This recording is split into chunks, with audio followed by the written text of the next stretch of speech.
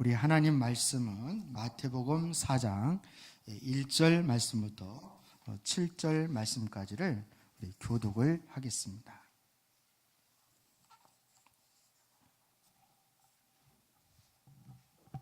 마태복음 4장 1절에서 7절 말씀입니다. 제가 4장 1절을 손독을 하겠습니다. 그쯤에 예수께서 성령에 이끌려 광야로 가셔서 악마에게 시험을 받으셨다. 그런데 시험하는 자가 와서 예수께 말하였다. 네가 하나님의 아들이거든 이 돌들에게 빵이 되라고 말해 보아라.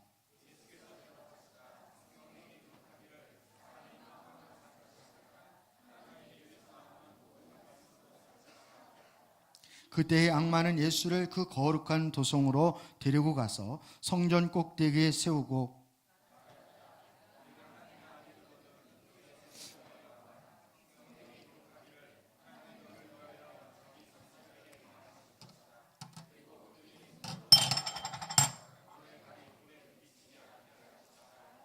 함께합니다. 예수께서 악마에게 말씀하셨다. 또 성경에 기록하기를 주 너희 하나님을 시험하지 말아라 하였다. 아멘.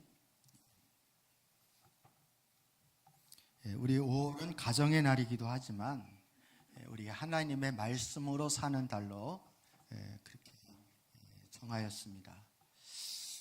오늘 본문 말씀은 예수님이 성령에 이끌려 광야로 가셔서 사단에게 시험을 받으신다는 그런 내용입니다.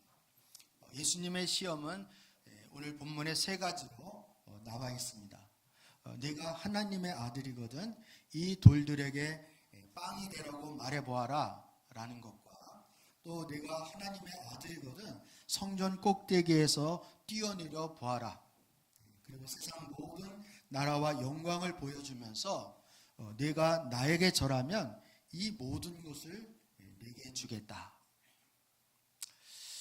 사실 이 예수님의 시험은 예수님이 시험 받으시는 거로 끝나는 것이 아니라 우리 예수님을 믿는 모든 사람들에게도 똑같은 동일한 시험이 올 수 있다라는 사실을 우리에게 보여주는 교훈이기도 한 것입니다. 예수님은 40일 동안 금식을 하셨습니다. 예수님은 전능하신 하나님의 아들이시지만 사람의 몸을 입고 이 땅에 오신 우리와 육정이 똑같으신 그런 분이십니다.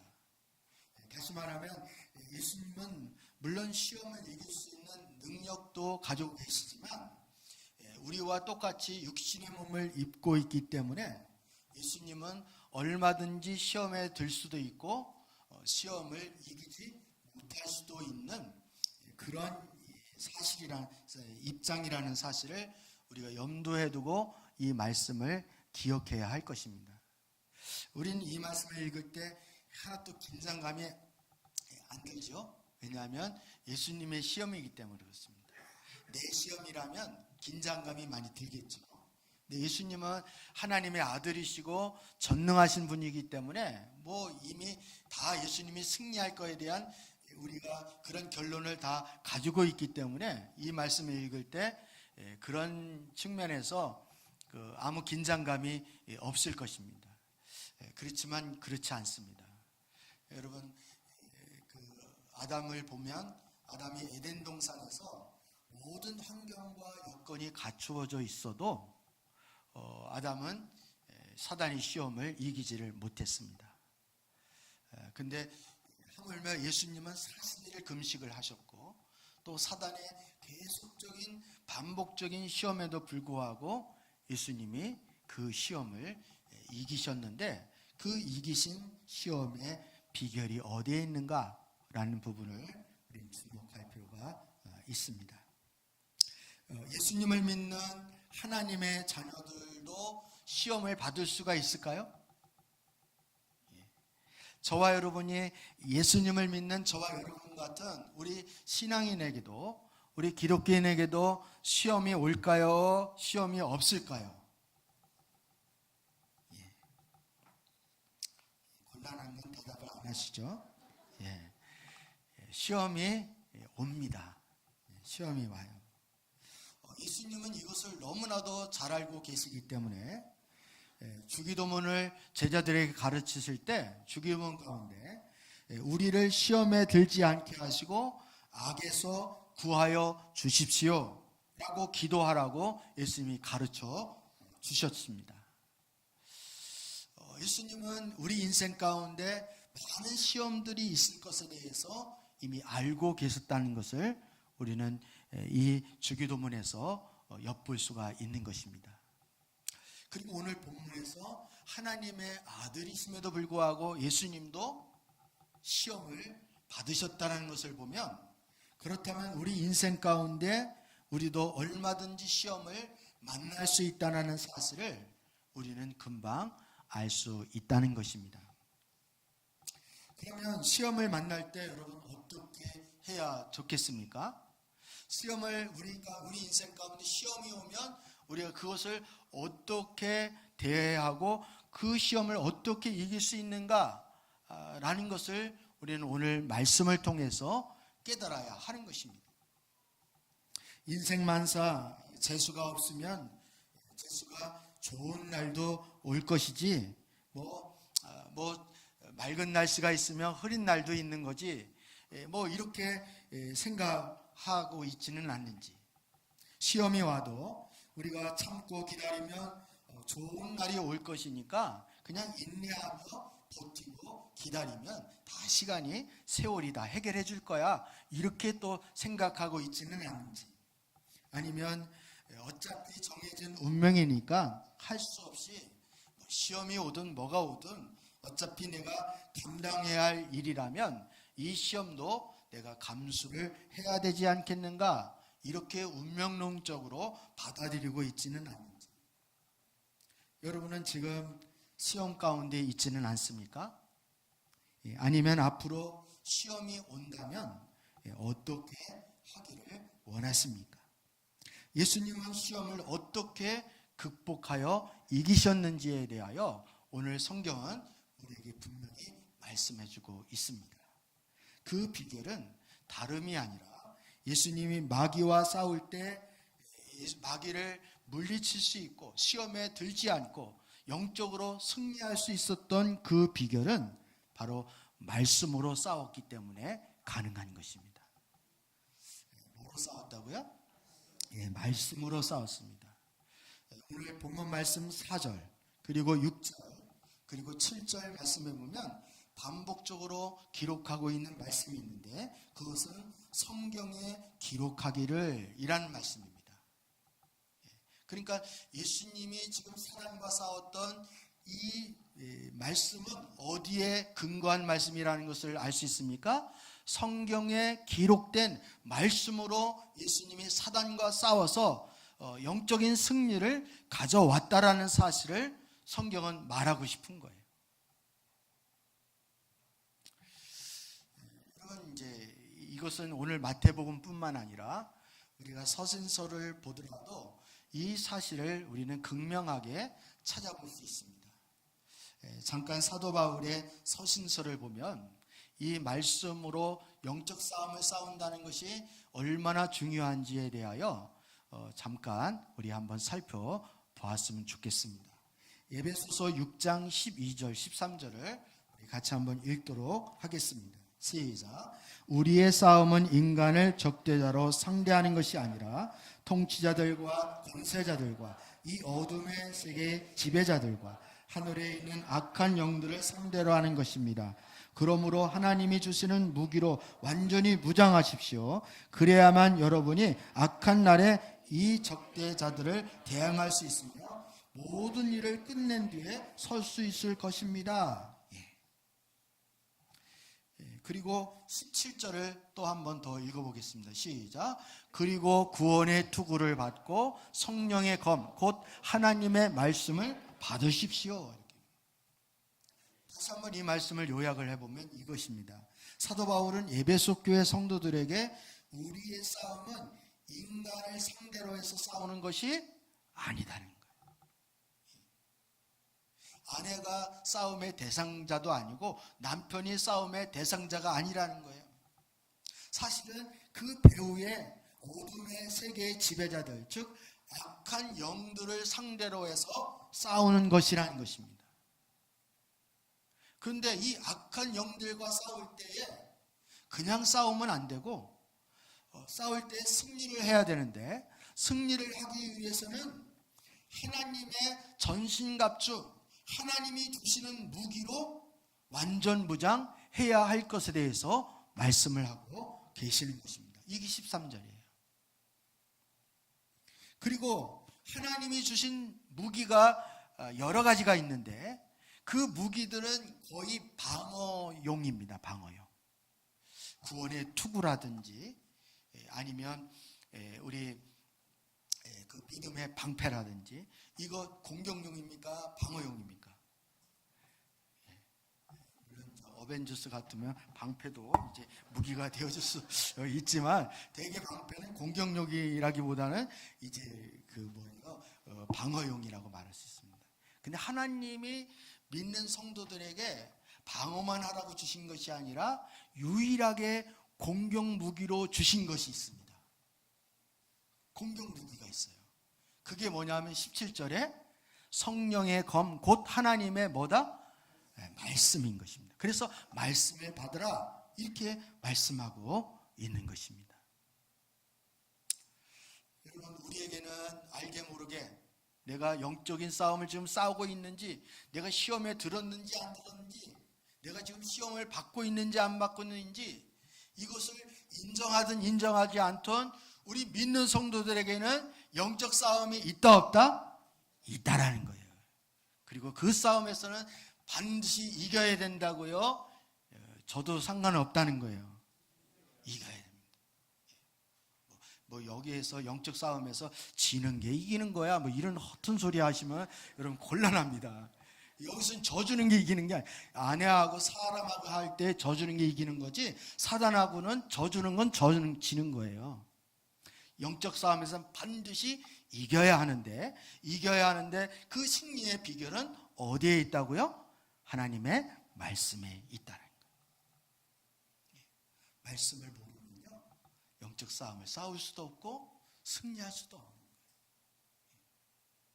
여러분, 우리 자녀들이 세상 가운데 나가서 수많은 영적 싸움을 그 아이들이 싸워야 되는데, 미디어하고도 싸워야 되고 게임하고도 싸워야 되고 또 나쁜 아이들하고도 싸워야 되는데, 이 영적 싸움을 수없이 많이 싸워야 되는데 우리 아이들을 아무 무장도 하지 않고 그냥 아무 무기도 그냥 들려보내지 않고 그 아이들을 그냥 방치해서 내보낸다면 그와 같이 안타깝고 그와 같이 어리석은 일이 어디 있겠느냐는 거예요.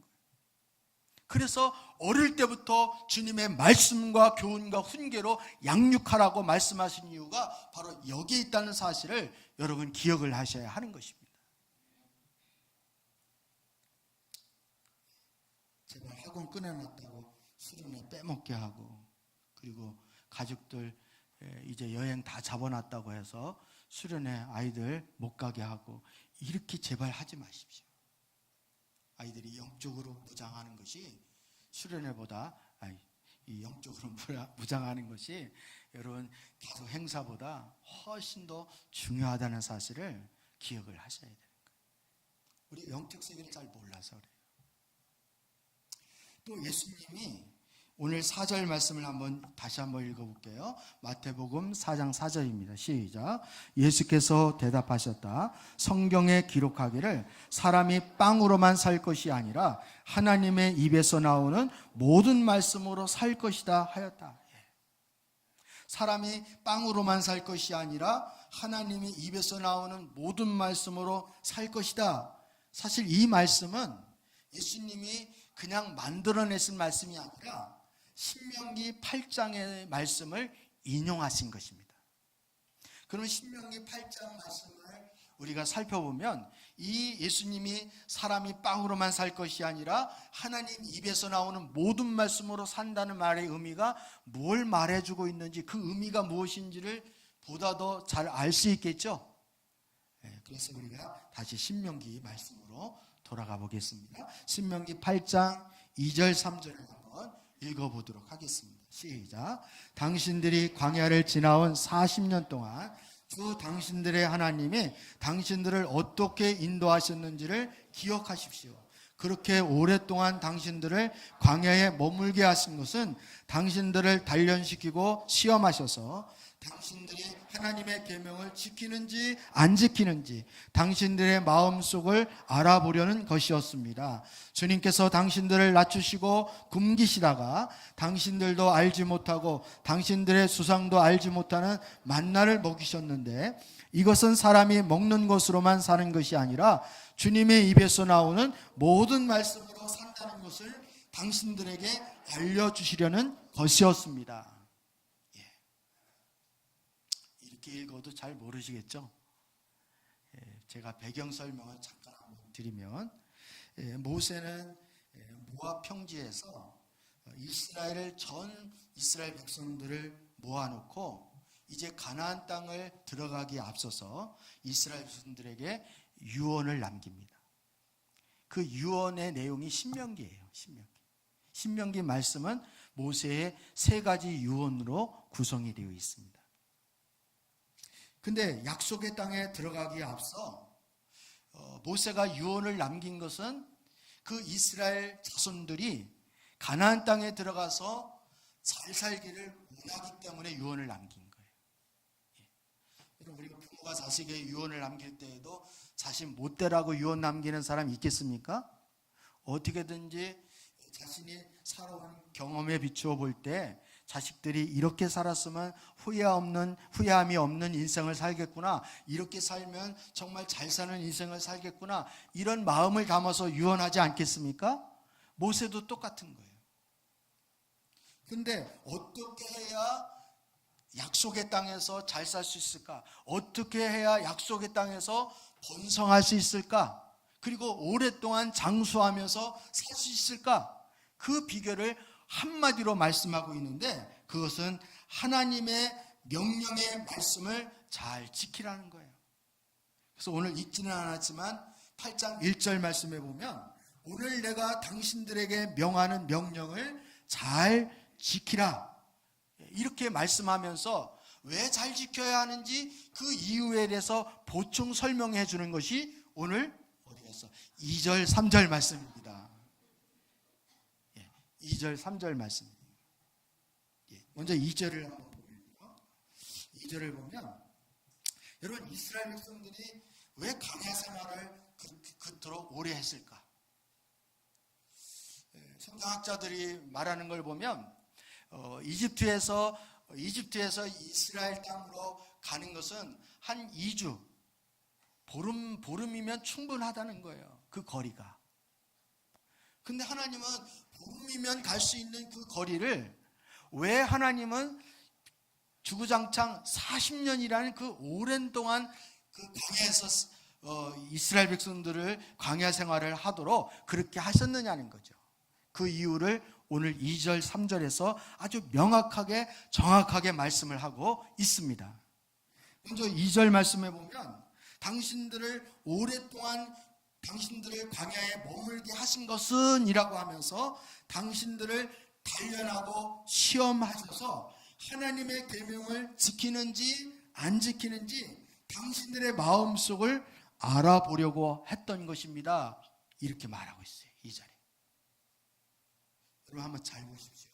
초점이 어디에 있는지를 보십시오. 광야 생활이 왜 길어졌는지, 그 이유는 이스라엘 백성들이 광야 생활이 길어지는가 짧아지는가 하는 그 관건은 어디에 있느냐면 이스라엘 백성들이 하나님의 계명을 지키는지 안 지키는지에 달려 있다는 거예요. 그러니까 사실은 광야 40년은 하나님께 원망할 것이 아니라 40년이라는 기간은 누가 만들어낸 거예요? 사실은 이스라엘 백성들이 만들어낸 거예요. 여러분 어디 비슷한 것 같지 않아요? 하나님 왜 나만 그렇게 힘드나요? 왜 내 광야 생활이 왜 기나요? 그건 하나님이 그렇게 만드는 게 아니라 내가 그렇게 만들 수 있다는 사실을 오늘 말씀을 통해서 우리는 보아야 하는 것입니다. 3절도 마찬가지예요. 3절의 초점도 어디에 가 있는지 여러분 보십시오. 3절에서도 당신들을 낮추고 굶기시다가 만나를 먹이신 이유가 무엇인지 압니까? 그것은 사람이 먹는 것으로만 사는 것이 아니라 사람이 주님의 입에서 나오는 모든 말씀으로 산다는 것을 알려주기 위해서 그렇게 하는 것입니다. 이렇게 말하고 있습니다. 이게 무슨 말입니까, 여러분? 광야 가면은 사람이 살 수 있어요, 없어요? 못 산다. 근데 하나님은 살게 할 수 있어요, 못 살게 할 수 있어요? 아니, 하나님은 살게 할 수 있어요, 불가능해요? 가능하죠. 우리가 광야에 가면 왜 못 산다는가요? 거기에는 먹을 거리가 없기 때문에. 농사 지을 수 있는 것도 아니고 사람이 살 수 있는 환경과 여건이 전혀 안 되기 때문에 그래요. 우리도 사람이 먹는 것으로 살지 무슨 교회 가면 밥이 나와 떡이 나와 막 이렇게, 이 말은 교회 간다고 먹을 게 생기는 게 아니다는 말을 그렇게 표현하는 거죠. 우리 그런 인식들이 있는 거예요. 그런 인식들이. 근데 하나님은 사람들이 다 안 될 거라고, 못할 거라고 그렇게 생각하는 그 광야에서 하나님은 땅에서 나는 소산이 아니라, 땅에서 나는 양식이 아니라 어디에서 내려주는 하늘에서 공급하는 그 양식을 통하여 이스라엘 백성들을 먹여 살린 거예요. 그래서 이스라엘 백성들에게 뭘 가르쳐 주는 거예요? 야, 이 땅에서 나는 양식, 사람이 노동해서만 얻을 수 있고 그렇게 해야만 먹고 살 수 있다라고 생각을 했는데 그게 아니네. 우리는 하나님이 공급하시는 자원으로 얼마든지 먹고 살 수 있네 라는 것을 가르쳐 주는 거예요. 여러분도 그 믿음 가질 수 있기를 축복합니다. 아직 그런 믿음의 수준이 안 된다면 여러분은 하나님을 아직 모르는 거예요. 내가 직장 생활을 해도, 내가 사업을 해도, 우리 사장님이 내가 사업해서 아침부터 저녁까지 애를 썼으니까 먹고 사는 거지, 이렇게 생각을 한다면 여러분은 아직 믿음이 없는 거예요. 사업을 해도 하나님께서 해주셔서 내가 사업을 하는 것이고, 내가 직장 생활을 해도 우리 사장님이 나를 먹여 살리는 것이 아니라 하나님이 사장님을 통하여 나를 공급하고 계시다라는 그 인식을 하셔야 되는 거예요. 아멘입니까, 여러분? 그리고 또 한 가지는 이스라엘 백성들이 하나님이 예를 들면 이렇게 제가 상황극을 한번 얘기를 해볼게요. 아침에 딱 일어났어요. 어제 늦게 자고 그냥 핸드폰 보고 또 TV 보고 영화 보느라고 내가 늦잠 자가지고 오늘 도저히 못 일어나. 난 역시 새벽형 인간이 아니라 저녁형 인간이야. 이러면서 아침에 모세를 통해서 이스라엘 백성들에게 만나를 따라가시오 이렇게 했는데 나는 안 가. 다시 텐트 안에 들어가서 잤어요. 그럼 그 사람 아침 그날 양식은 어떻게 해야 돼요? 굶어야 돼요? 아니면 먹을 수 있어요? 굶어야 되는 거예요. 그리고 예를 들어 주일날은 안식일 날은 만나가 안 내립니다. 그러니까 토요일 날, 그러니까 안식일 전날에 주일 것까지 이렇게 만나를 거둬들여야 합니다. 이렇게 모세를 통해 이스라엘 백성들에게 다 공지가 됐어요. 그랬더니 뭐 만나 맨날 내리는데 뭐 또 주일에 안 내리겠어? 그러면서 그냥 안식일 전날 것만 걷어왔어요. 주일 걸 안 걷어왔어요. 그러면 주일날 굶어야 돼요? 안 굶어야 돼요? 굶어야 되는 거예요. 즉 제가 지금 무슨 말을 하고 있습니까? 하나님이 가라 하면 가고 서라 하면 서고, 그리고 하나님이 따라 하면 따고, 그리고 오라 하면 오고, 가서 걷어들이라 하면 걷어들여야 살 수 있는 것이 광야예요. 광야 생활은 특별히 광야에서 광야 생활하기 위해서 이스라엘 백성들이 학교를 다니거나 어려운 뭐를 공부를 하거나 자격증을 따거나 이렇게 하지 않았습니다. 이스라엘 백성들이 광야에서 훈련하는 것은 오직 하나님의 말씀을 지키느냐 안 지키느냐, 하나님 말씀대로 사느냐 안 사느냐, 그 훈련하는 거예요. 여러분 군대 가면 뭐가 힘드나요? 군대 가면 밥을 안 줘서 힘든 것도 아니고요. 군대 가서 제일 힘든 거는 육체적 노동이 아니라 정신적인 게 스트레스 받는 게 제일 힘든 거예요. 뭐가 힘드냐? 내가 이걸 왜 하고 있지? 이런 생각이 한두 번이 안 드는 거예요. 한두 번이 아닌 거예요. 나는 누구고 여기는 어디지? 이렇게 혼란스러울 때가 한두 번이 아닌 거예요. 내가 지금 왜 이 짓을 하고 있지? 내가 지금 대학까지 나오고 내가 지금 이렇게 배울 만큼 배운 사람인데 맨날 앞으로 가, 뒤로 돌아가, 옆 좌로 가, 우로 가, 이걸 지금 왜 하고 있지? 이게 뭐 나라를 지키는 것과 무슨 관계가 있지? 이렇게 혼란이 올 때가 있다는 거예요.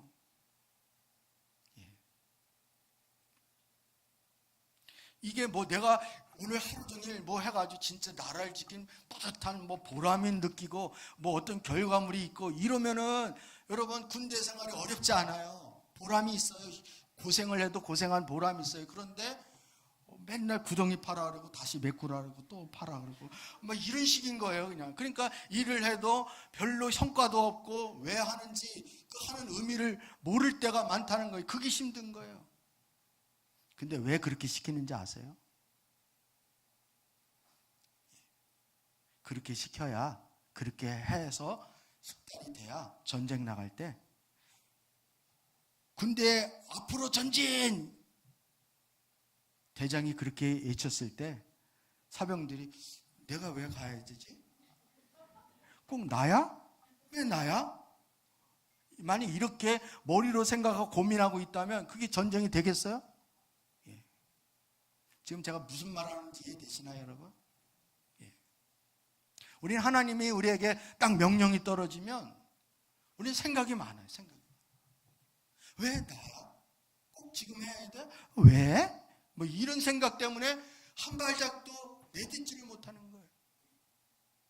그런데 하나님이 말씀하셨으면 그 말씀하신 목적이 있어. 그리고 말씀하신 그 이유가 있는 거야 라는 것을 우리는 훈련을 해야 되는 거예요. 이게 광야 40년의 훈련의 의미이고 목적이라는 사실을 우리는 기억을 해야 하는 것입니다. 그래서 단순히 사람이 먹는 것으로만 사는 것이 아니라 하나님의 입에서 나오는 모든 말씀으로 하나님의 명령으로 사는 것이라는 사실을 몸소 경험하고 배우고 훈련하는 장이 바로 광야예요. 이것 때문에 40년이라는 오랜 세월이 걸리는 거예요. 저와 여러분도 여러분 외회 없이 누구나 외회 없이 우리는 광야를 통과해야 하는 것입니다. 왜냐하면 하나님의 좋은 군사로 훈련이 되어져야 하기 때문이거든요. 훈련을 왜 받는지도 모르고 나에게 왜 광야 시험이 있는지도 모르고 그리고 이것을 어떻게 해야 이 광야를 단축시키는지도 모르고 시험을 어떻게 이겨야 되는지도 모르고 말씀도 모르고 말도 안 듣고 이렇게 되어지는 거예요. 여러분 하나님 말씀이 잘 들리시나요? 아멘을 안 하시는 거예요. 안 들리잖아요. 안 들리잖아요.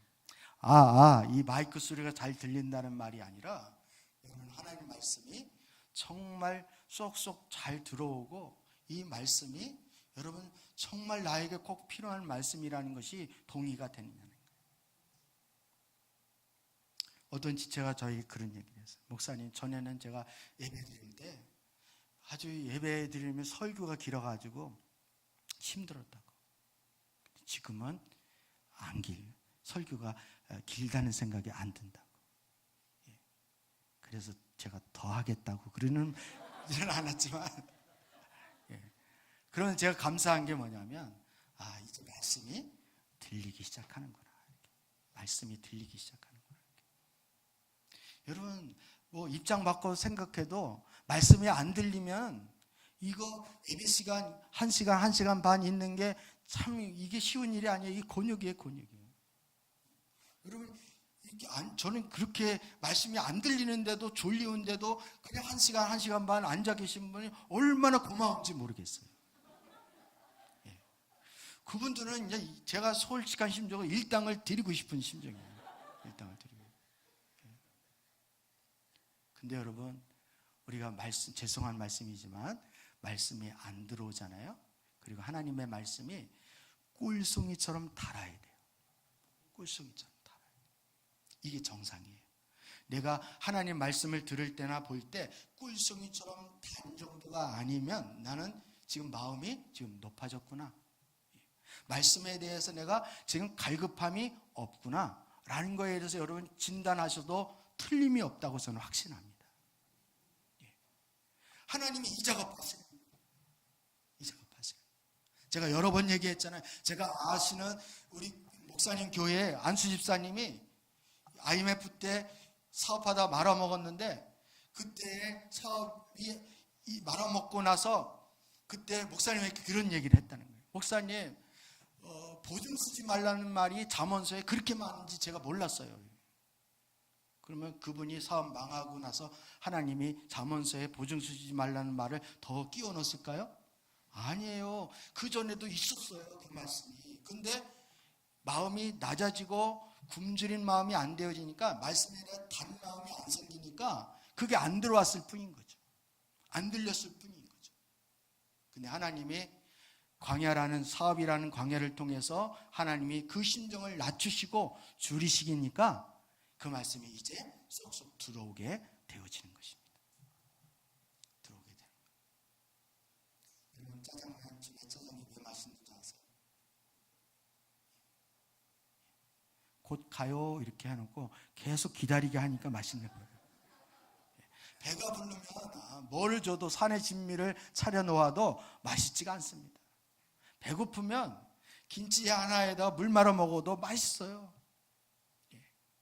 그 말은 말씀에 대한 굶주림이 우리에게 없다는 것에 대해서 우리는 하나님 앞에 은혜를 구해야 되는 거예요. 하나님, 제가 말씀에 대해서 달콤한 꿀송이처럼 달아야 되는데 그렇지 않습니다.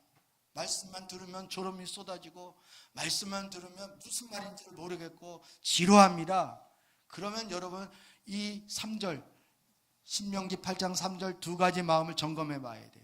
내 마음이 지금 높아 있든지, 아니면 내가 굶주린 것이 아니라 갈급한 심령이 아니라 지금 배부른 심령이 되었든지, 세상 그 어떤 것으로 인해서 내가 하나님 말씀으로 채워야 할 그 자리에 다른 그 무엇이 들어와서 나를 만족해 하고 있다라고 하면은 우리는 영적으로 하나님 말씀에 대하여 배부를 수가 없다는 사실을 기억을 해야 하는 것입니다.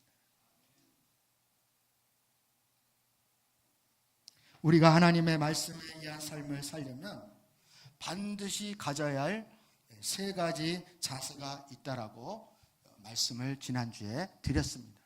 그 세 가지 중에 첫 번째는 하나님의 성경 말씀이 우리의 삶과 사역의 기준이 되어져야 한다는 거예요.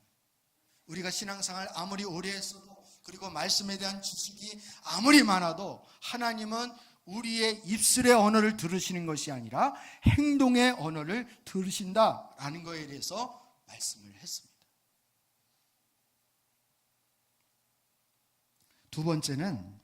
오늘 두 번째는 하나님께서 말씀하신 의도와 의미와 목적 그대로의 말씀을 우리 삶 가운데 실천하는 것입니다. 하나님의 말씀에 의한 삶이 우리에게 실제가 되어지려면 그 중에 중요한 자세가 있는데, 그것은 하나님께서 말씀하신 의도와 의미와 목적 그대로의 말씀이 우리에게 생명이 되어지는 자세라고 말할 수 있습니다. 좀 말씀이 어렵죠? 근데 제가 쉽게 말씀을 드리겠습니다. 여러분, 사단도 때로는 하나님의 말씀을, 성경을 인용할까요? 안 할까요? 오늘 예수님의 시험을 보면 마태복음 4장 1절에서 7절 말씀에 보면 사단도 하나님 말씀을 인용을 합니다. 그런데 절대로 하나님께서 말씀하신 그 의도와 그 목적에 맞게 인용하는 것이 아니라 사단은 자기의 목적을 위해서 하나님의 말씀을 왜곡시키는데 전문가입니다.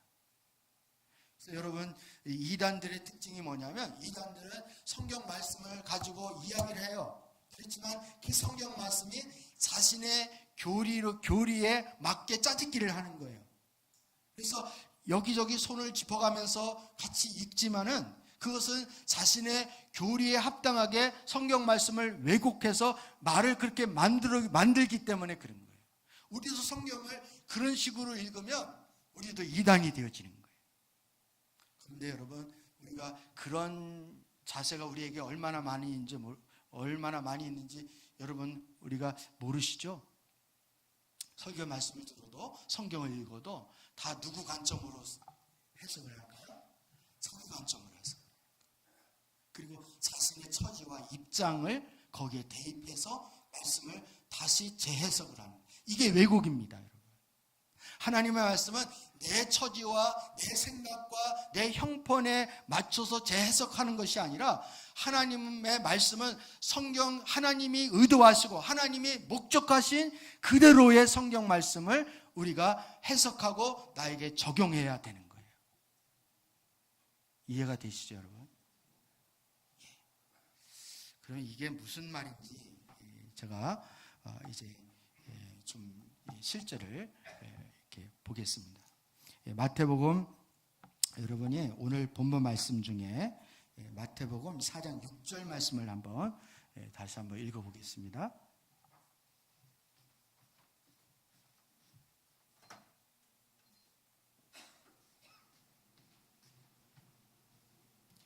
마태복음 4장 6절입니다.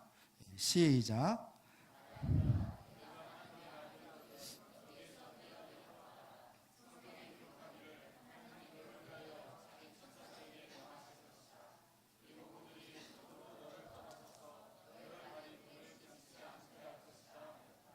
이 말씀은 지금 사단이 인용한 말인데, 이 말씀은 원래 본문이 시편 91편 11절 12절 말씀이에요.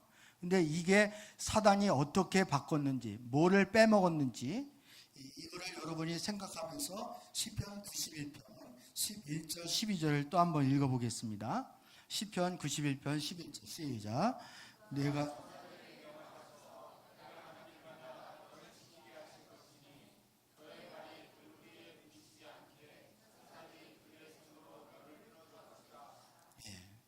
사단은 시편 91편 11절 12절 말씀을 예수님에게 인용을 한 거예요. 근데 내가 가는 길마다 너를 지키게 하실 것이다 라는 이 문구를 빼버린 것입니다. 원래 시편 91편은 시편의 9절은 우리가 하나님을 거처로 삼고 하나님만을 의지하는 삶을 살아가면 하나님께서 우리 인생의 모든 길에서 천사를 동원해서라도 우리의 걸음을 지켜주시겠다, 이렇게 약속한 말씀이에요. 이 말씀을 사단은 그 구절에서 일부를 생략하고 그 구절이 마치 예수님께서 높은 곳에서 뛰어내리기만 하면 하나님께서 천사를 동원해서 그 발을 붙들어 줄 거라는 그 의미로 왜곡시켜 버린 것입니다. 그리고 그것을 가지고 예수님으로 하여금 하나님을 시험하는 죄를 짓도록 유도를 하고 있는 거예요. 그만큼 사단은 교묘하고 하나님의 말씀을 사용하되 그것을 자기 뜻에 맞도록 왜곡시키는데 전문가라는 것입니다. 여러분, 하와도 사단에게 시험에 들었잖아요. 근데 사단이 어떻게 묻습니까? 이 동산 안에 있는 모든 나무의 실과를 먹지 말라 하시더냐? 아주 의심을 가게 그렇게 질문을 하잖아요. 그랬더니 이 어리버리 하와가 뭐라고 대답을 했느냐면 보지도 말고 만지지도 말라고 그래요. 이거 맞아요, 틀려요? 주님이 따먹지 말라 그랬지 언제 보지도 말고 만지지도 말라 그래요. 그러니까 사단이 이 하와가 어리버리하네, 말씀을 모르네, 그래서 금방 뭐라고 대답하냐면 먹어도 죽지 않는다, 이렇게 하나님 말씀하고는 정반대 이야기를 하고 있는 거예요. 그런 사단이 저와 여러분을 시험할 때에도 찔러보는 거예요. 헛개비네, 이거 말씀을 모르네. 그러면 바로 거짓이 탁 들어오고, 그리고 우리 시험거리가 확 들어오게 되죠. 시험거리가 들어가고, 내 정과 육은 이미 십자가에 못 박혔어, 이렇게. 그리고 이 약한 생각들은 예수 그리스도의 이름으로 명하노니 떠나가라, 딱 하면은 여러분이 딱 승리를 할 수 있는데 그걸 못하는 거예요. 왜? 말씀이 없으니까.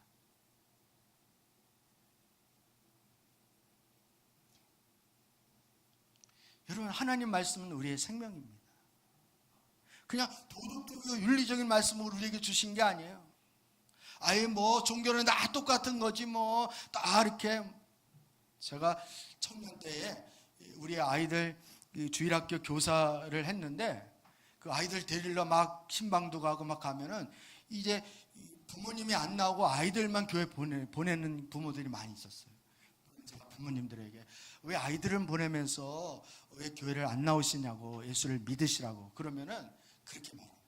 아이고 뭐 우리 아이들 뭐 교회 가서 뭐 나쁜 짓 하겠어요? 뭐 다 좋은 말씀 하시겠죠. 그때부터 저는 좋은 말씀이라는 소리만 들으면 그냥 알레르기 반응이에요. 좋은 말씀이 무슨 좋은 말씀이냐.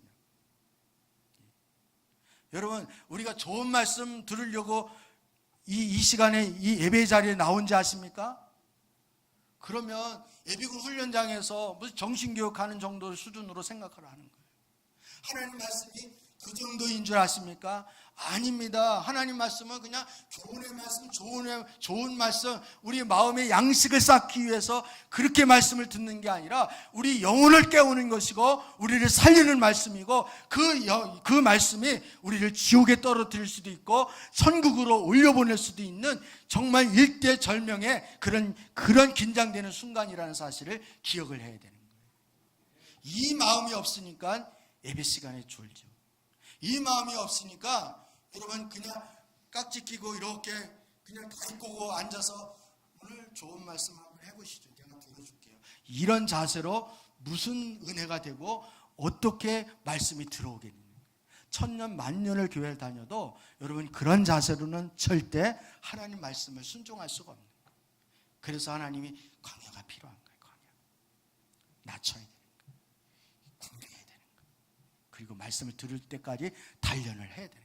좌로 굴러, 우로 굴러, 엎드려 뻗쳐, 사형자, 우양우서부터, 선착순 뭐서부터 계속 정말 내가 누구이고 여기 내가 왜 뭘 하고 있지? 이렇게 할 정도로 여러분 그런 훈련을 하나님 계속 하는 게 광야예요.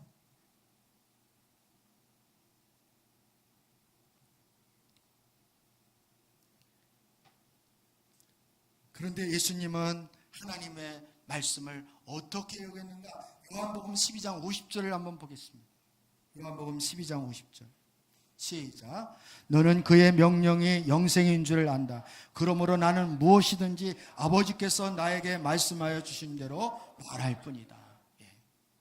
나는 그의 명령이 뭐인 줄을 안다고요? 영생이 뭡니까? 영원한 생명인 줄 안다는 거예요. 예수님은 항상 하나님께서 말씀하시는 그 의미와 목적을 그대로의 말씀을 섞기 때문에 하나님의 말씀을 생명처럼 여겼다. 그래서 오늘 본문 말씀에서도 성경에 기록하기를 이라는 말씀이 계속 반복적으로 인용되고 있다는 사실을 우리는 기억을 해야 하는 것입니다. 예수님이 그냥 말씀하셔도 우리는 그냥 예수님이 말씀하신 것처럼 느껴지지만 사실은 구약의 이사야 성경을 인용했던 아니면 시편 말씀을 인용했던 하나님 예수님은 계속 말씀을 그냥 근거 없이 말씀하시는 것이 아니라 어디 성경의 말씀을 인용해서 중요한 말씀을 할 때는 그렇게 말씀하신다는 사실을 기억을 해야 됩니다. 왜? 예수님의 말주변이 없어서가 아니라 우리가 예수님을 따르는 성도들이 말씀에 근거한 삶을 살도록 본을 보여주시는 것이고 그것을 가르쳐주기 위해서 그렇게 하는 거예요.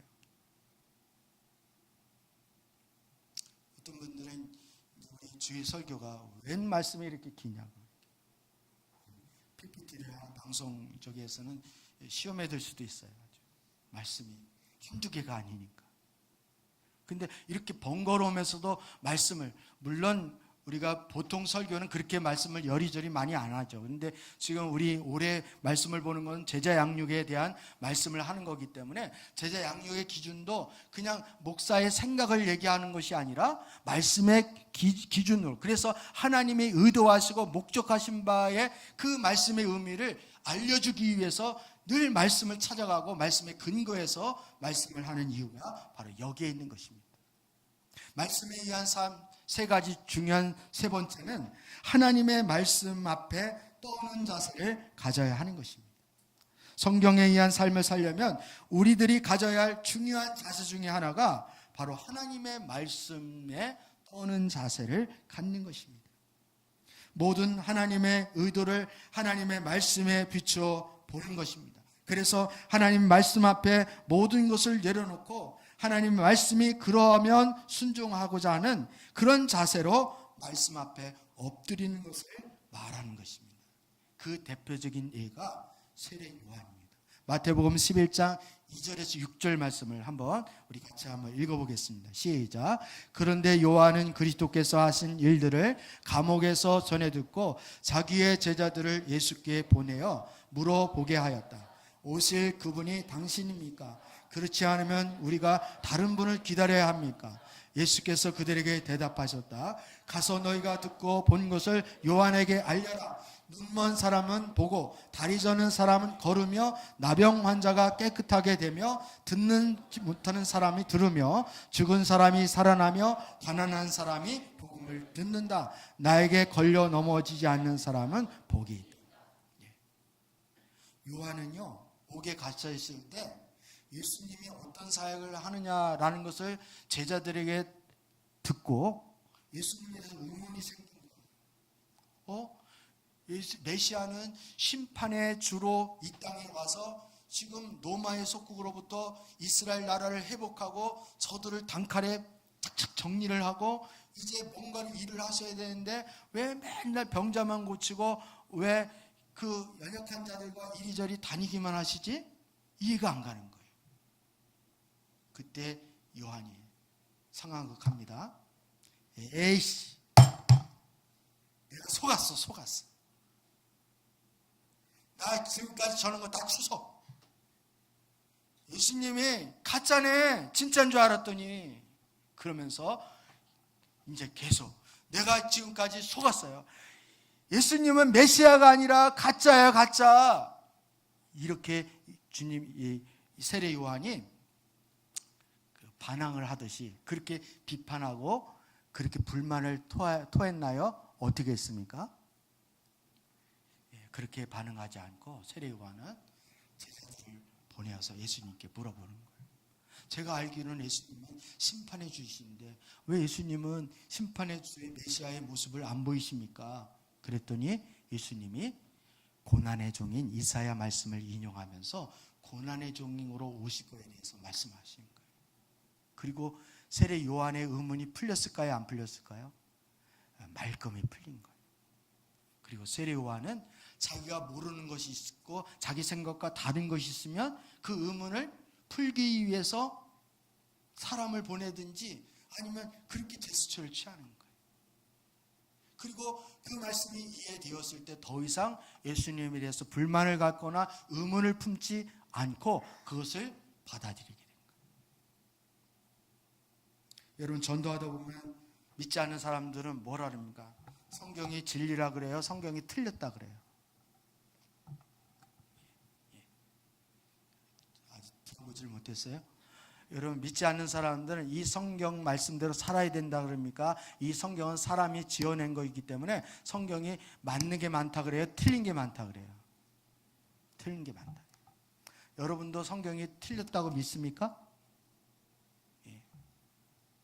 우리는 성경 말씀에 이렇게 근거를 해서 PPT까지 띄우면서 이건 성경에 근거합니다. 근거한 말씀입니다. 이렇게 얘기를 해도 내 생각 속에는 정말 맞을까? 내 생각이 맞지. 내 경험이 진리지. 그러면서 내 자신을 안 내려놓는 거예요. 그리고 배우려고 하지를 않는 거예요. 그러니까 여러분 한 발짝도 앞으로 나갈 수가 없는 것입니다. 세례 요한과 같이 하나님의 말씀 앞에 떤다는 말의 의미는 내 생각과 반하는 말씀이 있다 하더라도, 내가 이해하지 못하는 말씀이 있다 하더라도 성경이 틀렸다, 내가 맞다, 이게 아니라 나는 틀릴 수가 있다, 성경은 항상 옳다, 성경은 진리다, 이런 기본적인 자세를 가져야 하는 것입니다. 그래야 말씀으로 내가 변화되어질 수 있고, 말씀으로 내가, 하나님의 말씀으로 내가 변화된 삶을 살 수 있는 이유가 바로 여기 있는 거예요. 근데 많은 경우에 그렇지 않아요. 목사님 설교를 지금 잘못한 것이고, 그리고 성경이 너무 지나치게 말한 것이고, 성경이 잘못된 것이지, 내가 잘못했다, 내가 잘못 경험했다, 생각했다, 이렇게 말하는 사람은 거의 없습니다. 여러분, 이 말씀을 왜 여기 11장에 기록했는지 아세요? 왜 요한 얘기를 갑자기 여기에 기록했는지 아세요? 11장에 보면, 11장 초반에 보면 그 당시 종교 지도자들이 집중적으로 예수님이 말씀하신 것에 대해서 반기를 듣고 예수님이 말씀하신 것에 대해서 충돌을 합니다. 그 당시 종교 지도자들이 예수님을 대적하는 것을 이제 11절에서 집중적으로 얘기하고 있어요. 이거에 대해서 세례 요한 이야기를 들으면서 세례 요한은 비록 본인이 잘못 생각했다 하더라도 어떻게 자세를 취했는지, 어떻게 대처했는지를 비교해서 이야기하기 위해서 여기에 생뚱맞게 세례 요한 이야기가 전체 흐름하고는 전혀 맞지 않는데도 여기에 집어넣은 이유가 그래서 그런 거예요. 여러분, 제가 지금 뭘 얘기하려고 그러는지 이해되시죠? 예.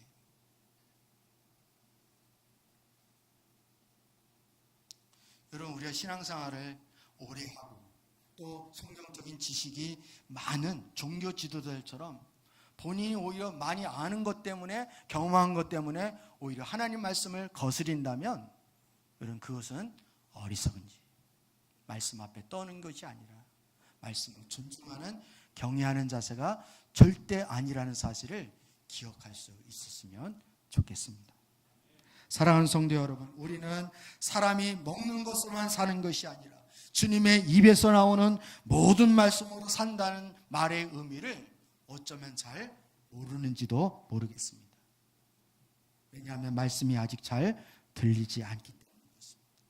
하나님 말씀을 그저 교훈 정도로만 알지, 하나님 말씀을 예배 시간에 그냥 듣는 정도로만 알지, 그 말씀대로 우리가 실제로 살아가야 하고, 자녀를 양육할 때이든 사업을 할 때이든 우리가 세상 살아갈 때 늘 하나님 말씀이 우리의 기준이 되어지고 우리의 삶의 결론이 되어져야 한다는 것에 대해서 아직 그 실체를 여러분이 이해하지 못할 수도 있다는 것입니다.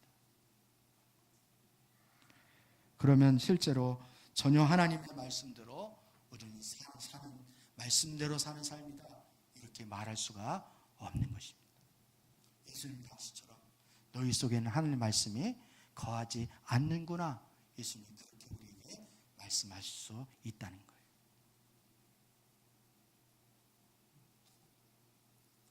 여러분, 들어도 그만이고 안 들어도 상관없고 늘 매일 듣는 건데, 이런 상투적인 말씀으로 하나님의 말씀을 대하는 어리석은 저와 여러분 되어지지 않기를 원합니다. 우리가 그러면 그럴수록 우리는 영적으로 눈이 더 어두워진다는 사실을 기억을 해야 돼요. 여러분, 오늘 말씀을 들을 때 나는 하나님 말씀에 대해서 온전히 동의할 수 있는가? 아니면 하나님 말씀이 꿀송이처럼 단가? 점검해 봐야 할 것입니다. 그렇지 못하다면 우리는 영적 상태가 지금 하나님 말씀을 대하는 우리의 자세가 뭔가 잘못되었다라는 것에 대해서 여러분 철저히 점검을 해 보았으면 좋겠습니다. 말씀을 대하는 자세 3가지, 하나님 우리의 삶의 사역과 삶의 말씀이 기준이 되어야 한다는 것과, 두 번째는 하나님의 말씀하신 그 의도와 목적과 의미 그대로를 우리에게 적용해야 한다는 것과, 세 번째 말씀 앞에 떨어야 된다는 것을 살펴봤습니다. 우리는 너무나도 하나님 말씀을 들어도 내 입장, 내 상황, 내 그 분위기, 여기에 하나님 말씀을 다시 재해석을 해서 그렇게 적용하려고 하는 경향이 얼마나 많이 있는지 모릅니다. 이런 부분들이 말씀을 통해서 우리가 변화되어지지 않는, 그리고 더 나아가 우리의 광야 생활이 길어질 수밖에 없는 이유가 바로 여기에 있다는 사실을 꼭 기억할 수 있기를 다시 한번 주님의 이름으로 축복합니다.